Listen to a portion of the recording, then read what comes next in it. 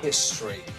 When we look at the second goal, much as you love scoring goals, also running off the ball was extremely important. Did you feel that the spectre of Haaland had spooked Sheffield United so much that they didn't deal adequately with Mahrez going straight through the middle? No, and the reason why he could score this goal is because of the movement. Obviously, the goalkeeper's in a situation where he needed him to have a bad touch somewhere along the line so as he maybe could come out and close him down. But when you look at it, the two defenders, you know, they're backing off and backing up. He doesn't have to actually do anything. He's running a straight line all the way from the halfway line. I like that one because it's all about, obviously, the movement and his calmness. His calmness in front of goal. Haaland's obviously, you know, Egan's got a problem. Robinson, for me, I think he should be going closer to him, not worried about what's on his right-hand side. And then Mahrez, in the end, like I said, he's got the time, he's got the space, he's never going to miss that. Too easy.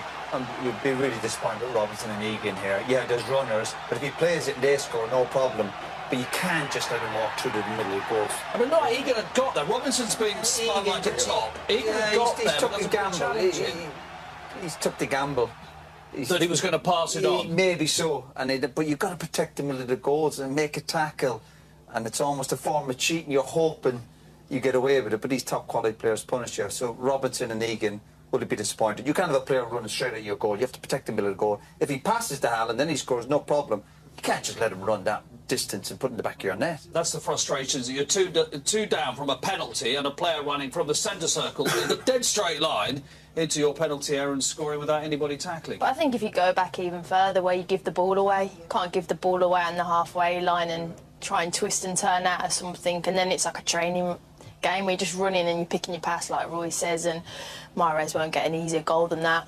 But like I said, even when you look at the third goal, with the margins again, you know, this is something they've got to tighten up on, because when the ball goes into Jack Grealish, there's two players and they're just backing off, and even on the back foot, Jack Grealish picks out Mahrez. But make a challenge. He's in the box. Look, that's the quality that they've got. So they don't make the challenge. You can see where Mahrez comes from now. No one's picking him up. Look, he's having a look at him. He can see him. Now he's dropped off. That kind of like ball watching. Look, now he's got to him. You can't make those mistakes. Those margins are going to cost you at this level. I think also you've got to assess as the game goes on. Grealish didn't really take anyone on today, so you could actually get tight to him. But I think Jack was a bit tired from, you know, the game at midweek, and you're thinking he's never taken anyone on, so you can get tight to him, put more pressure onto the ball, and you can't have two players and he just passes across the 8-yard line. You speak about concentration as well, but when you're getting tired. Yeah. And City, they do wear you down. It might look like it looks neat and tidy, but the players are moving, covering the ground, and the concentration levels. And you watch some of the players, they're just having a breather at the wrong time. They're just kind of getting the recovery. Then boom, it's that passed, and the top teams will punish you. I liked it when Gabriel asked Mahrez which his favourite goal was of his hat-trick. Is that like me asking you who your favourite child is at any particular moment? Exactly.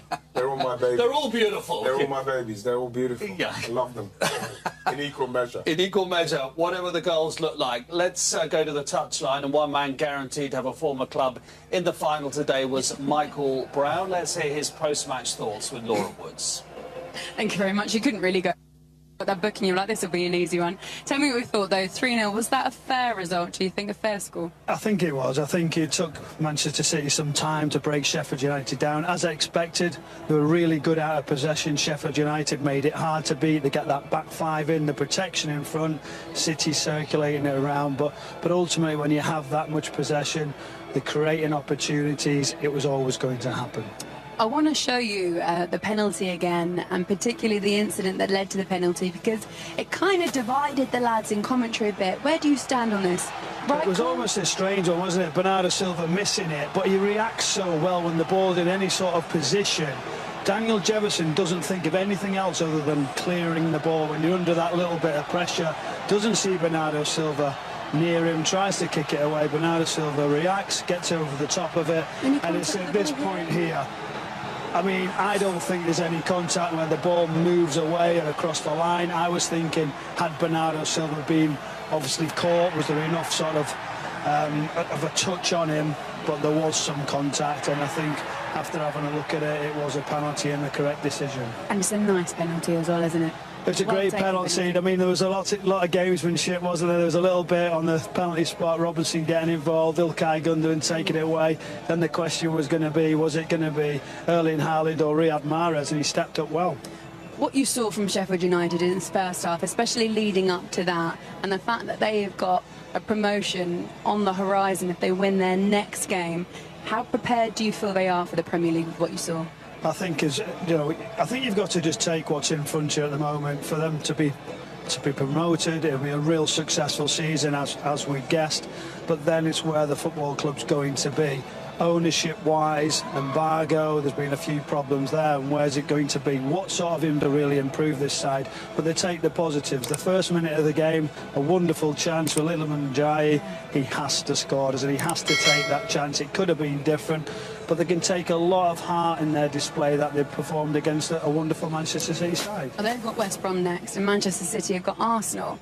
Are we calling it the title decider? Well, it's a big week, isn't it, for both? It could all be over the line. For City, we've waited such a long time, Laura, for this game against Arsenal. They've had a real poor couple of weeks, and if City go on and win it, then you talk about title decider, then I don't think City can be stopped. They will have to be wary. But for Sheffield United, the promotion's going to come this week, I'm confident. You have a big day tomorrow as well, don't you? Aren't you running the marathon? I am. I'm running the marathon for the Christie Cancer Charity in Manchester, who really helped me out when I had a melanoma. So I'm giving something back. I've got a good page. I'm raising quite a few quid, so I'm under a bit of pressure tomorrow. Look, good luck. Thank you for spending time with us as well. I'm sure you'll be amazing tomorrow. Don't worry about it. Congratulations on the money that you've raised as well. It's a really big total. OK, so potentially the Premier League beckons for Sheffield United. But does the treble beckon for Manchester City? We will find out. Well, good luck tomorrow, Michael. That's fantastic.